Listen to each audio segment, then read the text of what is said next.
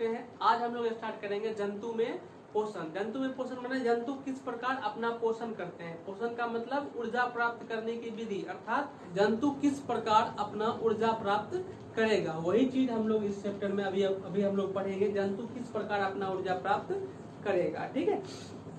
तो सबसे पहले जान लीजिए कि पर्यावरण में जितना भी जंतु है, ठीक है, पर्यावरण में जितना भी जंतु है उसको उपभोक्ता कहा गया है। उपभोक्ता का मतलब होता है वैसा जीव जो प्रत्यक्ष तथा अप्रत्यक्ष रूप से पौधे तथा या पौधे के उत्पाद पर निर्भर करता है। ठीक से समझ लीजिए उपभोक्ता क्या होता है।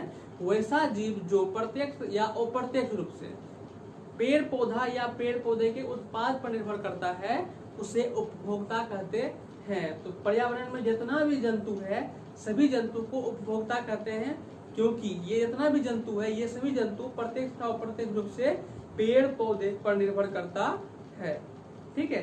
तो जितना भी जंतु है उसके आहार माने खाना के हिसाब से उसको 3 कैटेगरी में बांटा गया है।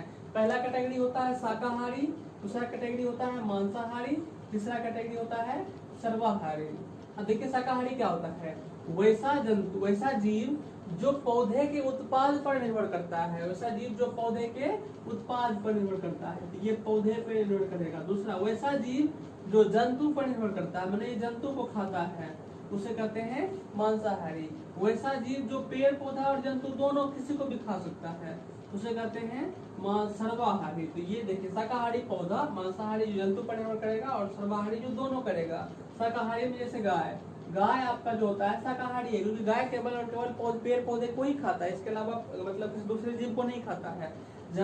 इसमें देखिए मांसाहारी में आपका आता है शेर बाघ, ये जो आपका है ये दूसरे जीव को खाता है, ये पेड़ पौधे को नहीं खाता, ये दूसरे जीव को खाता है, इसीलिए मांसाहारी। शेर आपका क्या हो गया मांसाहारी।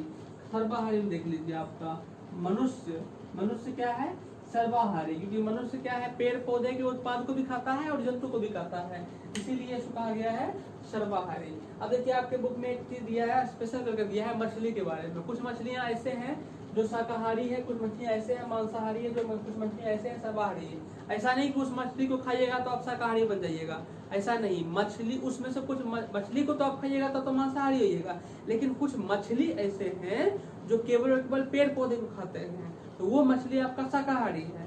कुछ मछली ऐसे हैं जो जंतु को खाते हैं, दूसरे जीव को खाते हैं, तो वो मछली की कैटेगरी में वो मछली मांसाहारी है।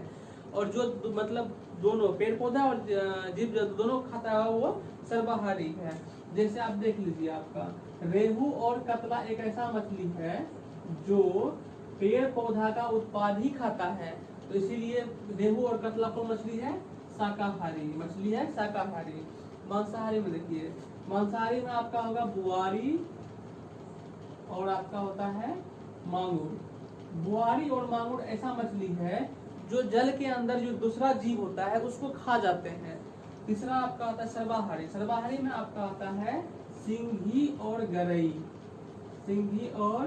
गरई। ये दो मछली ऐसे हैं तो पेड़ पौधा मिले तो पेड़ पौधे को भी खा लेते हैं और दूसरा जीव मिले तो दूसरा जीव को भी खा लेते हैं। तो रेहू और कतला कौन मछली है शाकाहारी, बुआरी और मांगुर मांसाहारी, सिंघी गरई सर्वाहारी, ठीक है। मनुष्य तथा बड़े स्तनधारी जीव जो है वो खाना जो खाते हैं उसके खाना के पाचन तथा अवशोषण के लिए एक तंत्र काम करता है। उस तंत्र को हम लोग कहते हैं पाचन तंत्र। तंत्र का मतलब क्या होता है उसको समझिएगा। तंत्र का मतलब होता है, देखिए हमारा शरीर की सबसे छोटी इकाई क्या है कोशिका, माने हमारा शरीर जो बना है किस चीज से बना है कोशिका से। कोशिका से छोटा कुछ नहीं होता है।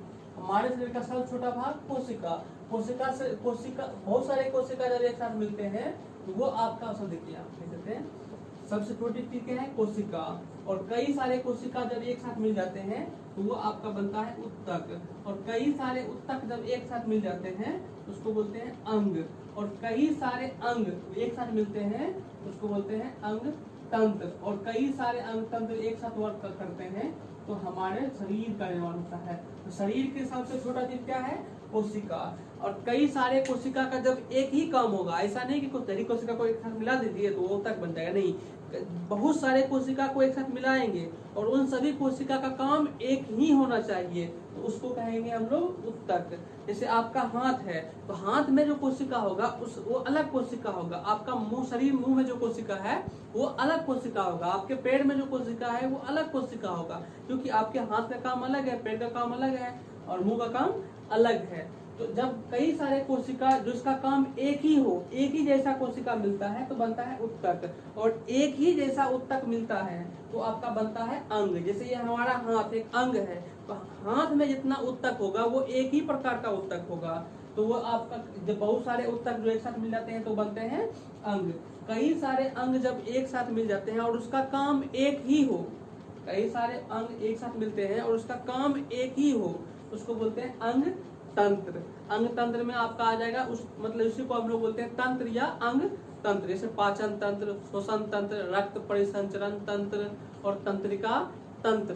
तो आप लोग जो तंत्र पढ़ते हो उसमें क्या होता है कि कई सारे अंग, अकेला एक अंग काम नहीं करता, वहाँ पे कई सारे अंग काम करते हैं और उन सारे अंग का काम एक ही होता है, इसीलिए उसको बोला जाता है मतलब तंत्र। बहुत सारे अंग का एक ही काम होता है तो उसको बोलते हैं तंत्र। जैसे आप खाना खाते हो, खाना कहाँ खाते हो? मुंह में। जाता कहाँ है? आहार नली में। आहार नलिका में। आहार नलिका के बाद कहाँ जाता है? अमाशय में। अमाशय के बाद कहाँ जाता है? छोटी आंत में। छोटी आंत के बाद कहाँ जाता है? बड़ी आंत में। तो इन पांचों अंग में खाने का मतलब खाना जो हम लोग खाते हैं उसका पाचन होता है। तो इन पांचों अंग का काम एक ही है, भोजन को पचाना। इसीलिए इन पांचों अंग को हम लोग एक साथ मिलकर बोलते हैं पाचन तंत्र। तो समझ में आ गया होगा पाचन तंत्र। तो अभी हम आपको बताएं कि मनुष्य तथा बड़े स्तनधारी जीव जो होते हैं उसके वो जो खाना खाते हैं उसके खाना का पाचन तथा अवशोषण के लिए एक तंत्र के रूप में काम करता है, उस तंत्र को कहते हैं पाचन तंत्र। तो अभी देखिए पाचन तंत्र में भी आपको क्या बोले हैं, कई सारा अंग मिलकर उस एक ही काम करेगा तो उसको बोलते हैं तंत्र। तो अभी हम लोग पढ़ेंगे पाचन तंत्र। अभी हम लोग पढ़ेंगे पाचन तंत्र। तो पाचन तंत्र पढ़ने से पहले सबसे पहले आप ये समझिए कि मनुष्य तथा जो बड़े स्तनधारी जीव होते हैं वो खाना खाते हैं। पाचन तंत्र में खाना का पचना, खाना किस प्रकार पचता है उसी को हम लोग पढ़ेंगे पाचन तंत्र में। तो उसको लिए सबसे पहले समझिए कि हम लोग खाना में खाते क्या है। खाना में भोजन खाते हैं, लेकिन मेन रूप से खाना में क्या खाते हैं? मेन रूप से खाना में हम लोग खाते हैं कार्बोहाइड्रेट, प्रोटीन और लिपिड, वसा। इसके अलावा कोई चीज ऐसा है जो आप खाते हो? कुछ नहीं। आप जो भी खाते हो, रोटी खाते हो उसमें भी इन तीनों के अलावा कोई चीज नहीं होगा। चावल खाते हो उसमें भी तीन तीनों के अलावा कुछ नहीं होगा। मछली खाते हो इन तीनों के अलावा कुछ नहीं होगा। मटन खाते हो कुछ नहीं होगा। फल फ्रूट खाते हो इन तीनों के अलावा कुछ नहीं होगा। कुछ भी चीज अगर हम लोग खाते हैं तो वो मेन रूप से तीन चीज ही होता है, या तो कार्बोहाइड्रेट होता है, या तो प्रोटीन होता है, या तो लिपिड होता है, वसा होता है। कहने का मतलब हम यही तीन चीज खाते हैं तो हमारे शरीर का अंदर पाचन भी इन्हीं तीनों चीज का होगा, या तो कार्बोहाइड्रेट का, प्रोटीन का और वसा का। आप कैसे होगा समझिए। कार्बोहाइड्रेट जो होता है हमारे शरीर में, जो हम लोग मुंह में खाते मतलब शुरुआत में खाते हैं, तो बड़ा पार्टिकल होता है, ठीक है। वो बड़ा पार्टिकल फिर वो टूटता है। बड़ा कार्य से कार्बोहाइड्रेट जो होता है वो टूटता है। कार्बोहाइड्रेट टूटता है ग्लूकोज में, और ये ग्लूकोज भी फिर बाद में टूटता है। वो टूटता है ग्लाइकोजोन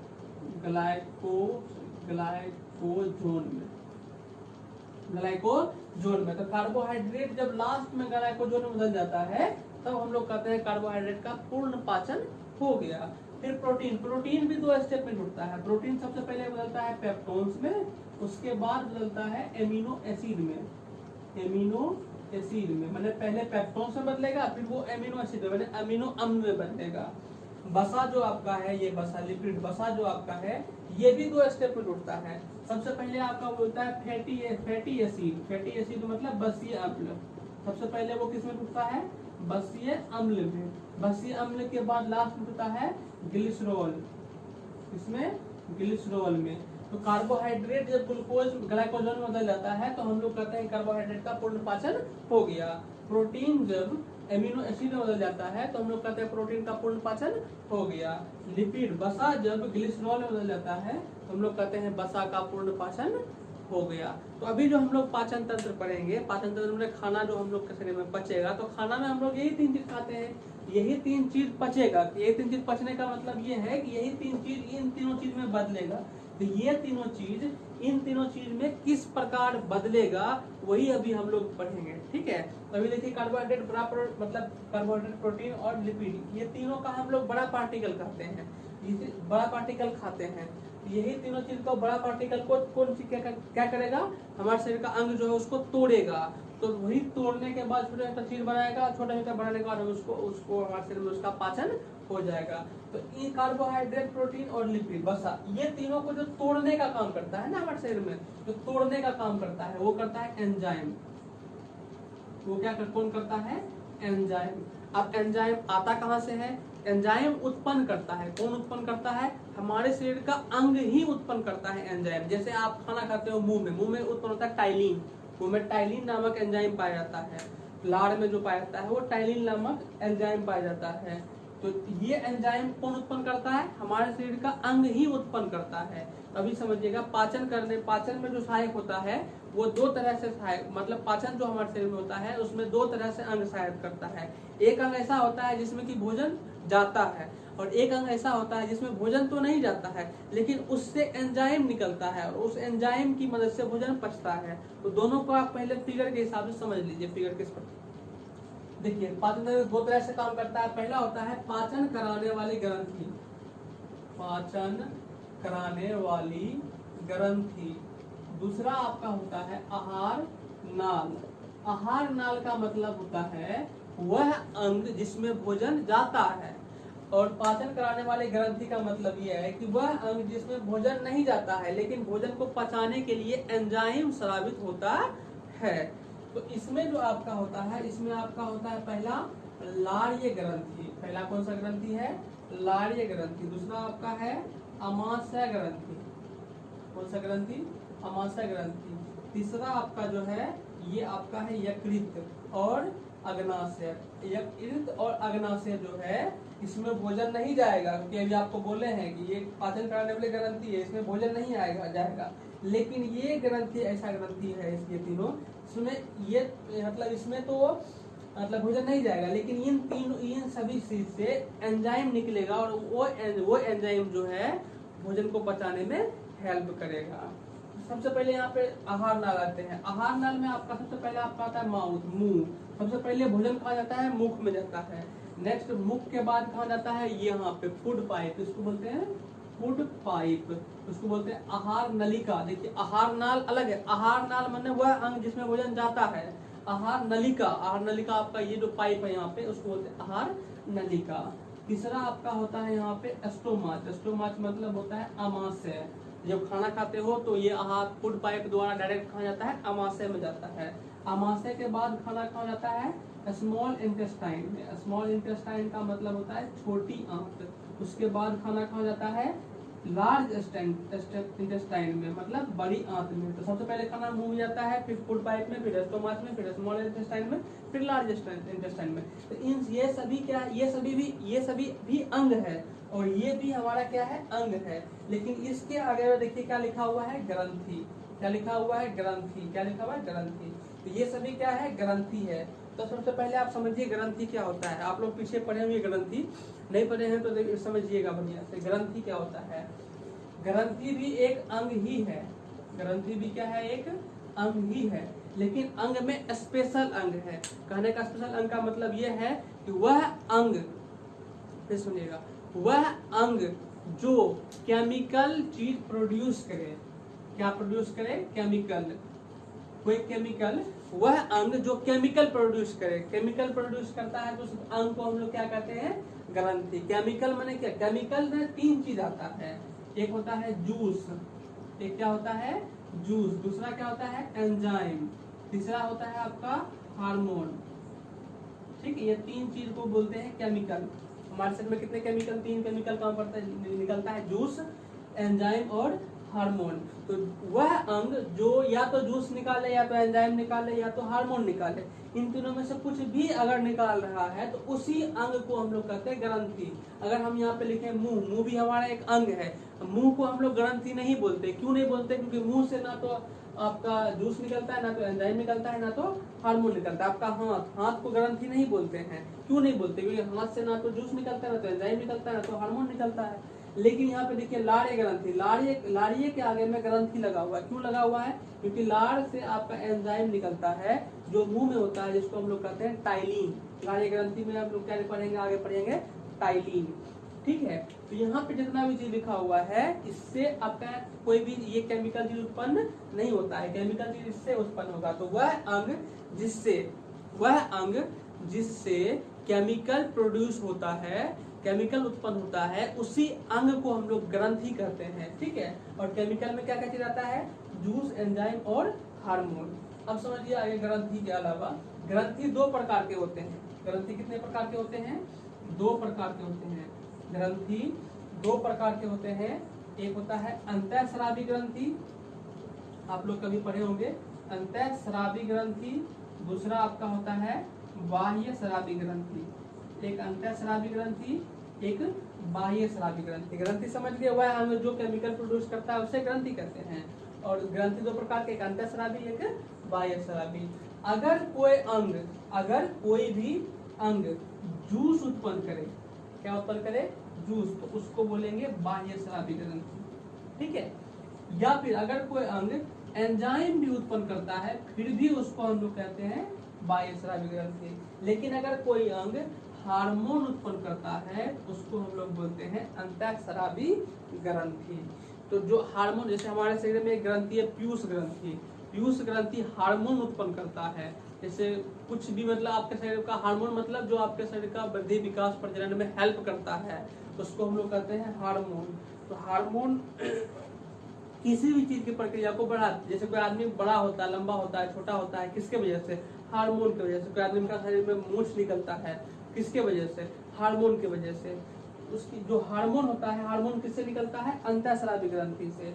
और जो आपका जूस या एंजाइम निकलता है, वो किससे निकलता है? ये बाह्य स्रावी ग्रंथि से। अभी जो इस जो भी लिखे हैं, ग्रंथि लिखे हैं, वो ग्रंथि से क्या निकलता है? उस ग्रंथि से एंजाइम निकलता है। अगर उस ग्रंथि से एंजाइम निकलता है तो इसका मतलब यहाँ पे जो भी ग्रंथि लिखे हैं वो किस प्रकार की ग्रंथि है? अंतःस्रावी या बाह्य स्रावी? आप बोलोगे बाह्य स्रावी। बाह्य स्रावी क्यों? क्योंकि बाह्य स्रावी इसलिए क्योंकि इन सभी चीजों से एंजाइम निकलेगा, और जिससे एंजाइम निकलता है उसको बाह्य स्रावी कहते हैं। और जिससे आपका हार्मोन स्रावित होता है उसे हम अंतःस्रावी ग्रंथि कहते हैं। ठीक है, तो सबसे पहले हम लोग पढ़ेंगे माउथ के बारे में। ठीक है, माउथ क्या होता है? मतलब डाइजेशन स्टार्टेड फ्रॉम माउथ। कहने का मतलब जो आपका पाचन होता है, वो पाचन कहाँ से स्टार्ट होता है? मुंह से। और मुंह में कितने अंग होते हैं? दो सहायक होते हैं, दो अंग, एक दांत, एक जीभ। तो सबसे पहले दांत के बारे में पढ़िए। तो दांत हमारे शरीर में, जो हमारे मुंह में जो दांत है, कितने प्रकार के होते हैं? तो आप बोलिएगा दांत कितने प्रकार के? तो 4 प्रकार के। ठीक है, तो सबसे पहले दांत होता है इंसीजर। ठीक है, दूसरा होता है कैनाइन। ठीक है, तीसरा आपका दांत होता है प्रीमोलर। चौथा आपका दांत होता है मोलर। ये देखिए आपके शरीर, हमारे मुंह में 4 प्रकार के दांत होते हैं, इंसीजर, कैनाइन, प्रीमोलर और मोलर। इंसीजर की संख्या हमारे शरीर में 8 होती है। ठीक है, और कैनाइन की संख्या हमारे शरीर में 4 होती है। प्रीमोलर की संख्या 8 होती है और मोलर की संख्या 12 होती है। ठीक है, टोटल दांत हमारे पास कितने हैं? 32। ठीक है, अभी देखिए हमारा इंसीजर जो होता है वो उसका काम होता है कटिंग। ठीक है, और कैनाइन जो होता है उसका काम होता है बाइटिंग। ठीक है, प्रीमोलर जो है उसका काम होता है ग्राइंडिंग। मोलर जो होता है उसका काम होता है मिक्सिंग। अब इसके बारे में समझिए।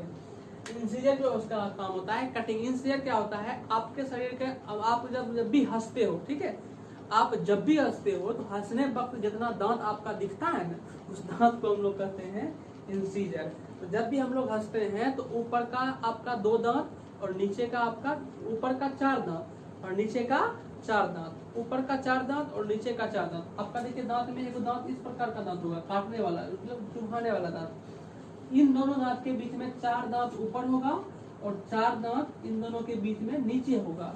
जो आप हंसते हो तो आगे में निकलता है। तो ये 4 दांत ऊपर और ये 4 दांत नीचे, कितने हो गए अब बोलिएगा? 8 हो गए। इसी यही आपका है इंसीजर, जो कि काटने में, भोजन को काटने में काम आता है। तो इंसीजर कितने हो गए? 8। कौन दांत? 4 आगे और 4 नीचे। ये वाला दांत आपका नुकीला दांत जो बना हुआ है, एक इस साइड एक इस साइड, एक इस साइड और एक इस साइड, नुकीला दांत जो है उसके बीच में जो 4 दांत है वही आपका है इंसीजर। 4 ऊपर और 4 नीचे। तो इंसीजर कितने हो गए? 8। और इसका काम कौन सी है? भोजन को काटना, कटिंग करना। ठीक है। नेक्स्ट देखिए आपका आता है कैनाइन। कैनाइन वही नुकीला दांत जिससे आप चीड़ फाड़ करते हैं, यानी बाइटिंग मतलब चीड़ फाड़ करना। एक दांत यहाँ इस साइड, एक दांत इस साइड और एक साइड दांत इधर, एक दांत इधर। कितने हो गए? 4। मतलब 2 ऊपर और 2 नीचे। तो कैनाइन की संख्या कितनी हो गई? 4। नेक्स्ट क्या है? प्रीमोलर। प्रीमोलर मतलब जो आपका कैनाइन के बाद जो 4 दांत आपका होता है, 4 आपका ये 2 इस साइड, 2 इस साइड, 2 ऊपर साइड, 2 ऊपर साइड। कितने हो गए? 8। ये दांत आप ये दांत को हम लोग करते हैं प्रीमोलर। और लास्ट में जो होता है वो होता है आपका मोलर। मोलर की संख्या कितनी है? 12। तो ये आपका देखिए प्रीमोलर का काम होता है ग्राइंडिंग। ग्राइंडिंग मतलब होता है पीसना। जैसे आप ग्राइंडिंग मशीन देखे होगे ना, सब मतलब मसाला पीसने वाला मशीन को क्या कहते हैं? ग्राइंडर बोलते हो। तो ये आपका है प्रीमोलर माने पीसने वाला। तो ये इसका काम क्या होता है? भोजन को पीसना, जिसको आप लोग चौवा बोलते हो ना अपनी भाषा में। मोलर का काम क्या होता है? जो आप जो पीस दियो खाना को, उसको फिर मिलाना, मिक्सिंग करना। तो चारों का काम समझ लीजिए। इंसीजर का काम क्या है? कटिंग करना। कैनाइन का काम क्या है? चीड़ फाड़ करना। प्रीमोलर का काम क्या है? ग्राइंडिंग करना। और मोलर का काम क्या है? मिक्सिंग करना। और आपका जो इंसीजर है उसको स्माइली टीथ बोलते हैं। इंसीजर क्या बोलते हैं? स्माइली टीथ, क्योंकि आप जब स्माइल करते हो तो वो दांत आपका दिखता है, इसीलिए उसको बोलते हैं स्माइली टीथ। नेक्स्ट आपका है कैनाइन। कैनाइन को आपका होता है चीड़ फाड़ करने वाला दांत। कभी आप देखे हो जानवर को, जानवर का कुत्ता को देखिएगा, उसका एक दांत बहुत नुकीला होता है, उसी वही आपका है कैनाइन। मैंने मीट मछली खाने में वो दांत आपका हेल्प करता है चीड़ फाड़ करने में। नेक्स्ट है प्रीमोलर। आपका जो मतलब पीसने का काम करता है, ग्राइंडिंग का काम करता है दांत, उसको कहते हैं प्रीमोलर। उसके बाद है आपका मोलर। ठीक है। तो आप जो हंसते हो तो कौन सा दांत दिखता है? इंसीजर। ठीक है।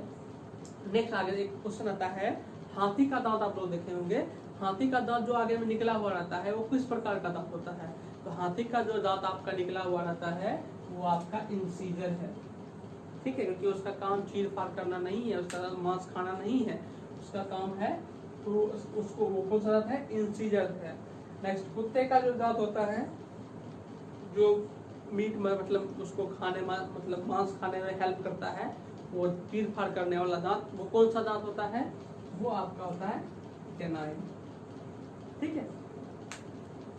तो कितने दांत हैं? 32। 32 दांत में अभी आप काउंटिंग कीजिएगा तो 32 दांत में अभी आपके पास दांत मिलेंगे 28। कितने मिलेंगे? 28। अब बचा कितने दांत? 4 दांत। 4 दांत में एक इधर, एक इधर, एक इधर, एक इधर, माने एक 2 नीचे से 2 ऊपर से।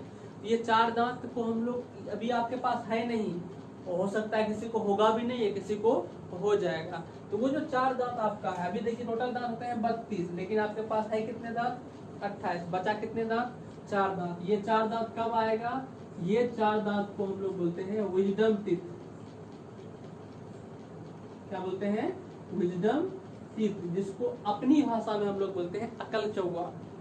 क्या बोलते हैं? अकल चौवा। अकल चौवा मतलब उस वो जब दांत आ जाता है तो आदमी को होता है अकल आ गया, जबकि ऐसी कोई बात नहीं है। किसी किसी को 18 वर्ष के बाद, किसी किसी को 20 वर्ष के बाद, किसी को 25 वर्ष के बाद, या फिर किसी को आता भी नहीं है। तो किसी एक निश्चित मतलब कोई उसका निश्चित टाइम नहीं है किस टाइम में उसके दांत निकल सकता है। 18 वर्ष के बाद कभी भी, 18 वर्ष के बाद कभी भी उसके मुंह से निकल सकता है ये 4 प्रकार का दांत, या फिर उसको निकलेगा भी नहीं, लेकिन हम लोग अपनी भाषा में उसको बोलते हैं अकल चौवा।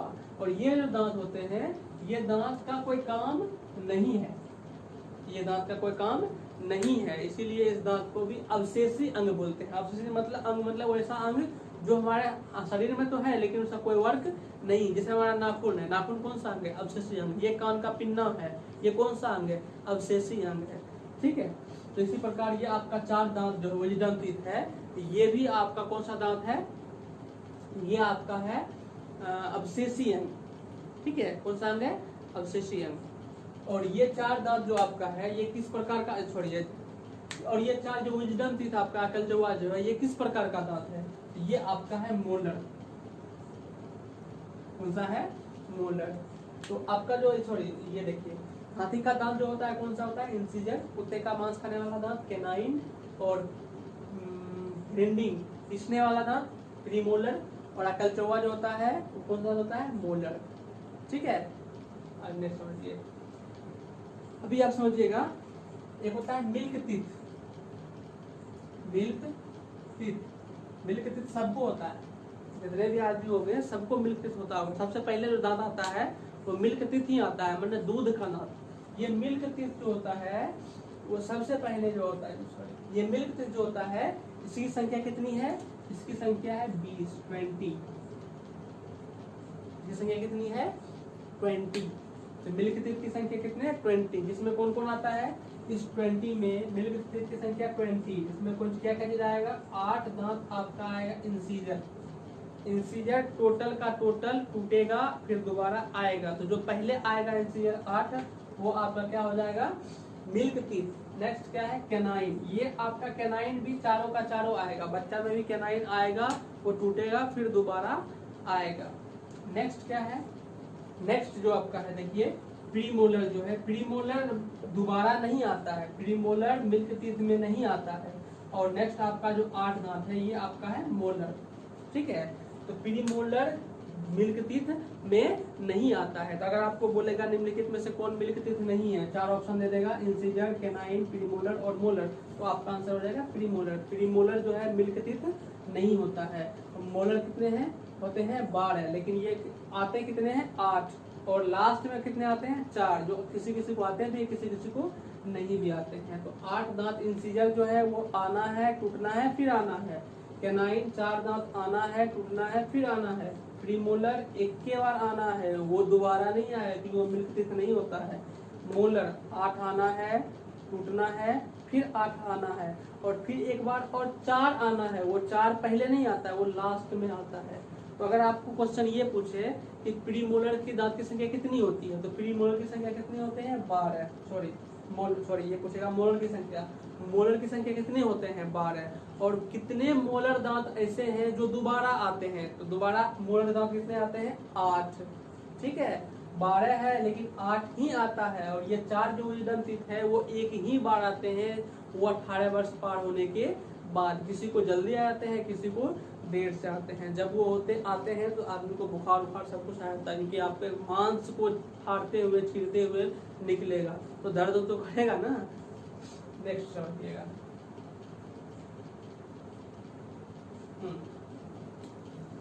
एक क्वेश्चन और आता है कि मनुष्य के शरीर में, मनुष्य के मुंह में सबसे पहले कौन सा दांत आता है? तो आप लोग बच्चे को देखे होंगे, तो बच्चे को जो सबसे पहले दांत निकलता है वो आगे वाला दांत निकलता है। और आगे वाला दांत को हम लोग पढ़ चुके हैं, क्या होते हैं? Smiley teeth. स्माइली टीथ को हम लोग क्या बोलते हैं? इंसीजर।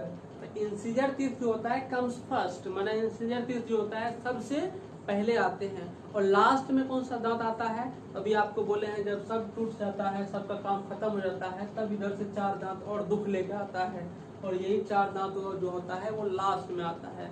सबसे पहले कौन आता है? इंसीजर। और सबसे लास्ट में कौन सा आता है? आपका मोलर। ठीक है, तो incisor comes first and molar comes last. ठीक है, ये आपका दांत था। तो दांत के बारे में हम लोग पढ़ लिए। दांत का काम क्या है? स्माइल करना, चीर फाड़ करना, मिक्सिंग करना और उसको पीसना। ठीक है, तो दांत हम लोग पढ़ चुके हैं। नेक्स्ट अभी हम लोग पढ़ेंगे टंग, जीभ। एक चीज और था दांत के बारे में जान लीजिए। दांत का जो ऊपरी भाग, दांत का जो ऊपरी भाग होता है, जो उजला होता है, दांत कभी किसी आदमी का देखते होंगे तो दांत 2 पार्ट में होता है। ठीक है, एक पार्ट दांत का होता है वो मसूड़ा के अंदर होता है, और एक पार्ट होता है मसूड़ा के बाहर होता है। मसूड़ा में मांसपेशी, दांत का जो मांसपेशी है तो दांत मसूड़ा के जो बाहर जो दांत होता है वो इंसान को दिखता है। जब आप बात करते हो, जैसे आप बात कर रहे हो तो आपको दिखता होगा, आप भी बात करोगे दूसरे को दिखेगा। तो जब आप बात करने के बाद जो दांत दिखता है वो मसूड़ा का ऊपर वाला पार्ट दिखता है, और जो नीचे वाला पार्ट होता है वो नहीं दिखता है। तो मसूड़ा का जो ऊपर वाला पार्ट होता है दांत का, उसको बोलते हैं डेंटिन। क्या बोलते हैं? डेंटिन। और उस डेंटिन को जो बना होता है, मसूड़ा के ऊपर वाला पार्ट जो बना होता है, एनामेल का बना होता है। एनामेल हमारे शरीर की सबसे मजबूत अंग कौन सा है? तो आप बोलिएगा एनामेल। एनामेल कहाँ होता है? दांत का ऊपरी भाग, उजला भाग जो दिखता है वही आपका एनामेल है। और वो सबसे कठोर है। अगर हम आपको बोलेंगे कोई चीज में कम पानी है, कोई चीज में ज्यादा पानी है, तो कठोर क्या होगा? तो आप बोलिएगा जिसमें कम पानी होता है वो ज्यादा कठोर होता है। एनामोल में पानी की मात्रा जो होता है बिल्कुल 0% होता है। एनामोल में पानी होता ही नहीं है, इसीलिए एनामोल जो होते हैं सबसे कठोर होते हैं। और वो जो होते हैं मसूड़ा के ऊपर वाला भाग होता है उसको डेंटिन भी बोलते हैं। अब डॉक्टर जो दांत का डॉक्टर होता है उसको डेंटिस्ट बोलते हैं। कभी आप देखते होंगे डेंटिस्ट, या फिर टीवी में ऐड आता है, प्रचार आता है, तो उसमें डेंटिस्ट का कोलगेट के बारे में बताता है। कोलगेट डेंटिस्ट का सुझाव नंबर 1 पता है। डेंटिस्ट मैंने दांत का डॉक्टर। तो मसूड़ा का ऊपर वाला जो भाग होता है डेंटिन होता है, उसी को बोलते हैं एनामेल, और वो हमारे शरीर का सबसे हार्ड पार्ट होता है। ठीक है। और जो मसूड़ा के अंदर और नीचे होता है उसको बोलते हैं रूट पार्ट। रूट मतलब होता है जड़ मैंने नीचे वाला पार्ट। तो मसूड़ा के ऊपर वाले भाग को डेंटिन, मसूड़ा के नीचे वाले भाग को रूट पार्ट कहते हैं। और ऊपर का भाग डेंटिन जो होता है उसको एनामोल कहते हैं, जो हमारे शरीर का सबसे ज्यादा हार्ड पार्ट होता है। सबसे ज्यादा हार्ड पार्ट, कठोर भाग होता है। उसमें पानी की मात्रा 0%। और दांत जो बना होता है कैल्शियम कार्बोनेट। तो अगर आपको पूछेगा दांत किस चीज का बना होता है, तो कैल्शियम कार्बोनेट और एनामोल। ठीक है। तो दांत आपका कंप्लीट हो गया। अभी हम लोग पढ़ेंगे जीभ के बारे में। ठीक है।